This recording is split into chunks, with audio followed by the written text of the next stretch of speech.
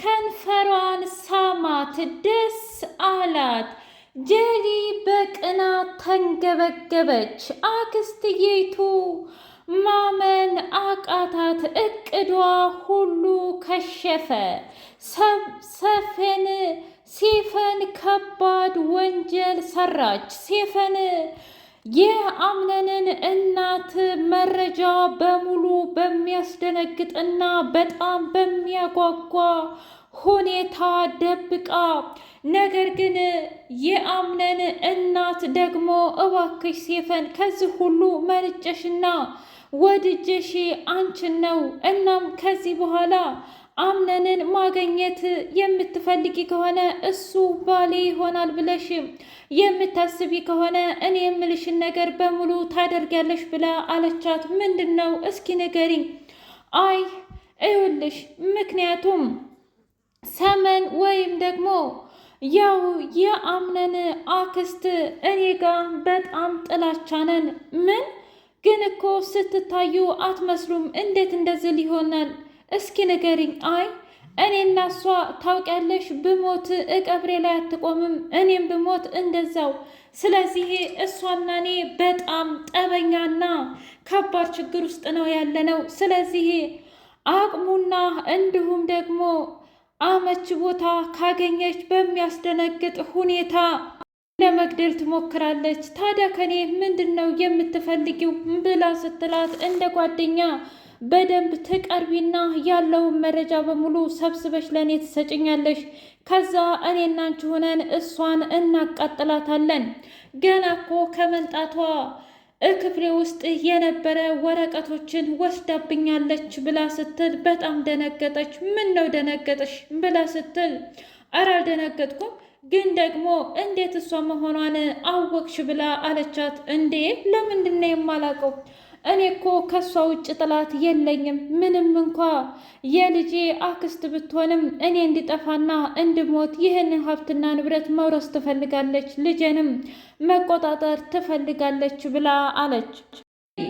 ጄሪ የአክስትየዋን ጥያቄ እንዴት አድርጌ ነው የምቀበለው? የእውነት ይሄ እኮ ከባድ ነው፣ ብትሞትብኝስ ብላ ስትል ትሰምኛለሽ? አንቺ አቶ አምናንን የራስሽና የግልሽ ሀብት ንብረቱን የግልሽ ማድረግ ከፈለግሽና ከሴፈንና ከብሌን አንቺን ብቻ እንድመርጥ የምትፈልጊ ከሆነ አሁን የምልሽን በሙሉ አድርጊም። እስኪ ንገሪኝ፣ አንቺ ሲጀመር ስለ አምነን እናት ምን አገባሽ? እኔ ጓደኛሽ አይደለሁም እንዴ? እኔ የምልሽን ነገር በሙሉ አድርጊ ብላ ከባድ ሪስክ ውስጥ ገባች።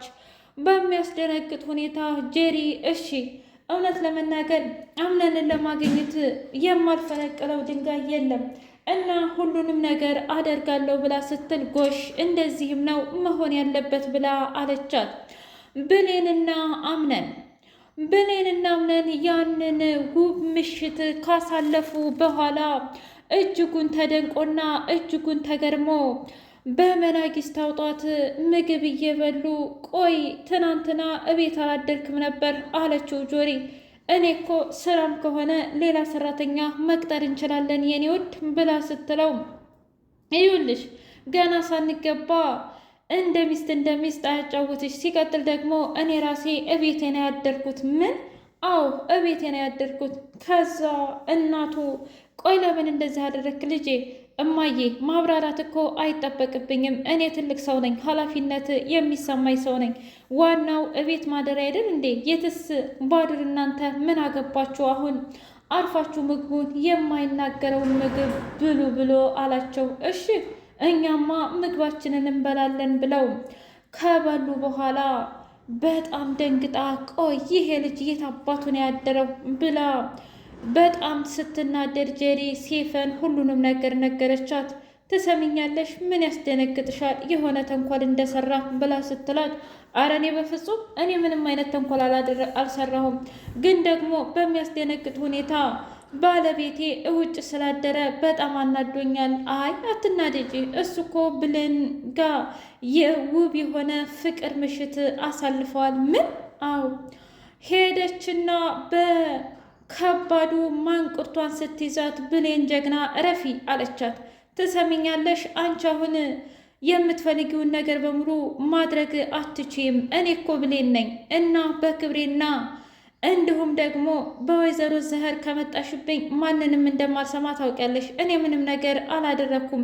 ምክንያቱም እሷ ራሱ መጥቶ ከኔ ጋር አብሮ ማደር ከፈለገና አብሮ የፍቅርን ጥዋ መጠጣት ከፈለገ እኔ ምን ላድርግልሽ? ባልሽን መቆጣጠር ያለብሽ እኮ አንቺ ነሽ ብላ አለቻት። በጣም ደነገጠች።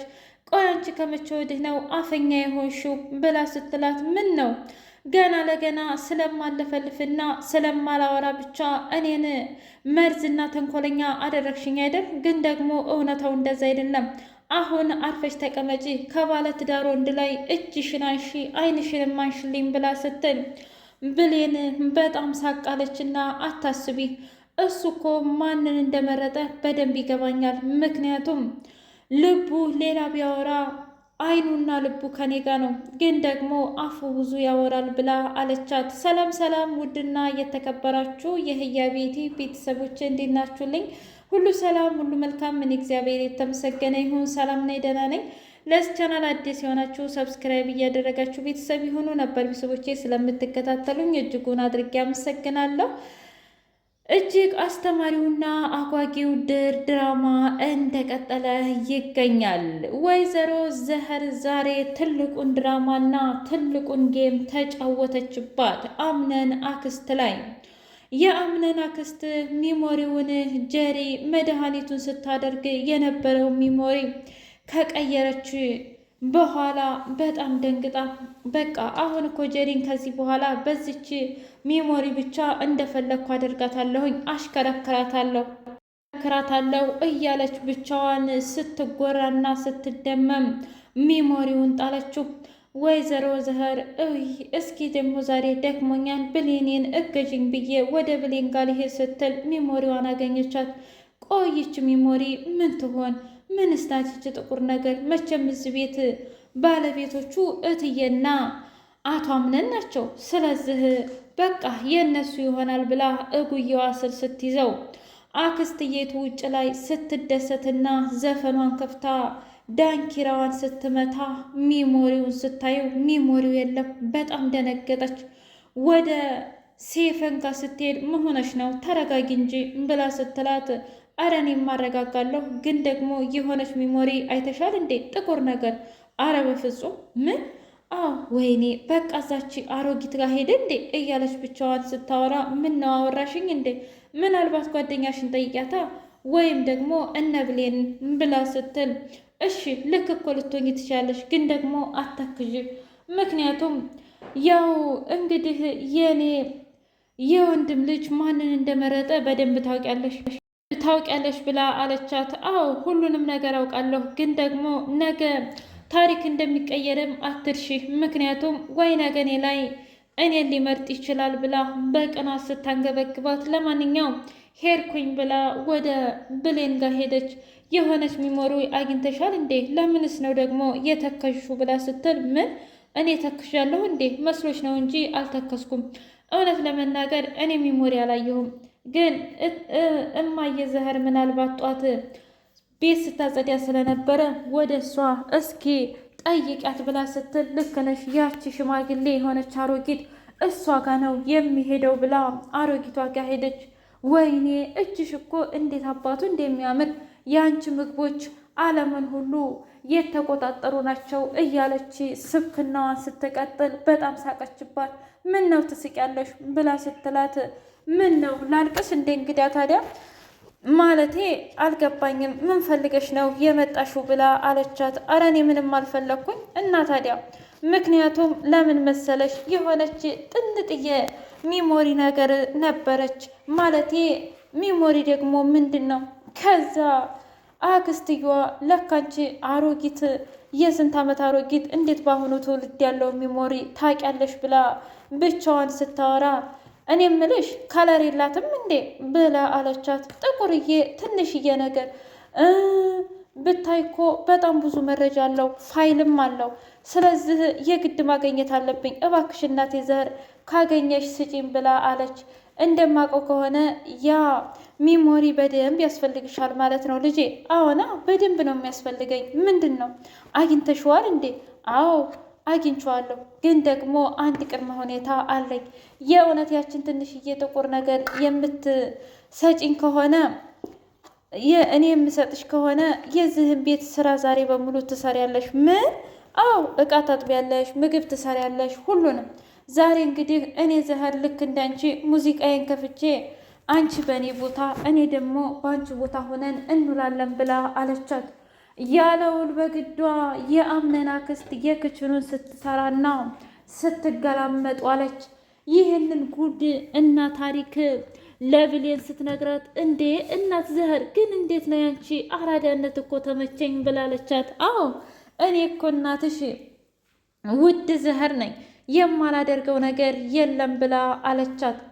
ሴፈንና የአምነን እናት እንደዛ ውላቸውን ከጨረሱ በኋላ አየጉድልሽ በቃ አንቺም ብለሽ ብለሽ እኔ ወጥመድ ውስጥ ገባሽ አይደለም? የዚህም ቤት ነገርማ በቁሙ ነው የማቃጥለው። ለማንኛውም እንኳንም ሜርሲ ወይ ያንቺ ጥላት ሆነች ብላ በልቧ ውስጥ ጻፈች። እሺ አዲስ ነገር የምታገኝ ከሆነ ንገሪኝ ብዬሻል ነበር እንዴ? ዛሬ ምን አዲስ ነገር አለ ብላ ስትላት ምንም አዲስ ነገር ምንም። አዎ እውነት ለመናገር ምንም አዲስ ነገር የለም። እኔ ራሱ ስራዬ ብዬ ስራዬን ተግቼ እየሰራሁ ነበር፣ ግን ደግሞ ያየሁትም የሰማሁትም ነገር የለም ብላ አለች። ችግር የለውም በቃ ምን ማለት ነው? አይ ማለቴ ተይው፣ ቀስ ብለሽ ግን ተከታተያት፣ እንደምንም ብዬ እውነቱንና ሀቁን ማውጣት አለብኝ ብላ አለች። የአምነን እናት ወደ ውጭ ስትወጣ ወይዘሮ ዘህር አገኘቻትና እንዴት ነሽ እትዬ ብላ ስትላት ደህና ነኝ፣ ዛሬ አንድ የማደርገው ነገር አለኝ፣ ጓደኛዬ ጋር እሄዳለሁኝ እና ማንም ሰው ቢመጣ የለም በይ፣ ክፍሌንም ደግሞ እንዳትከፍች ብላ አለቻት። አንቺ ከሄድሽ እኮ የባልሽ እህት መቼም በሰከንድ ነው ያንቺን ክፍል የምትፈትሸው። ለማንኛውም እንዳለችኝ እስኪ ሂጄ ላስተካክል ብላ አለች። አምነንና ብሌን እኔ ምልሽ እስኪ አንድ ጥያቄ ልጠይቅሽ፣ ለምንድን ነው የኔን ማለቴ ጓደኝነት የማትቀበዩ ብሎ ሲላት፣ ትሰማኛለህ ጀሪ ትናንትና ማን እንደነገራት አላውቅም እና መታኔን አንገቴን አንቃኝ ነበር። ምን? አዎ አንገቴን አንቃኝ ነበረ። ስለዚህ ምን እንደተፈጠረ እንኳ በማላውቀው ነገር ለምንድን ነው ባሌን ያማገጥሽው ብላ ጮኸችብኝ። እንደዛ አለችሽ? ቆይ ግን ማን ነግሯት? እኔ ምን አውቃለሁ? መቼም ምን ያልሆን አንተ ነህ እንጂ። አረ በፍጹም። ቆይ ደግሞ ከመቼ ወዲህ ነው እኔ ባሏ የሆንኩት? ምን ነው አንተ በእኛ ፊት ሁሉ መርጣሃት የለም እንዴ? እዩልሽ ተረጋጊ ብሌን፣ እኔ እንደዚህ እንድትናገሪኝ አልፈቅድልሽም ብሎ አላት። ግን እኮ የተናገርኩት ትክክል ነው አይደል እንዴ አምነን ብላ አለችው። ውድ የህያቤት ቤተሰቦች የዛሬው ይህን ይመስል ነበር። በቀጣይ ቪዲዮ እስከምንገናኝ ሼር፣ ላይክ፣ ሰብስክራይብ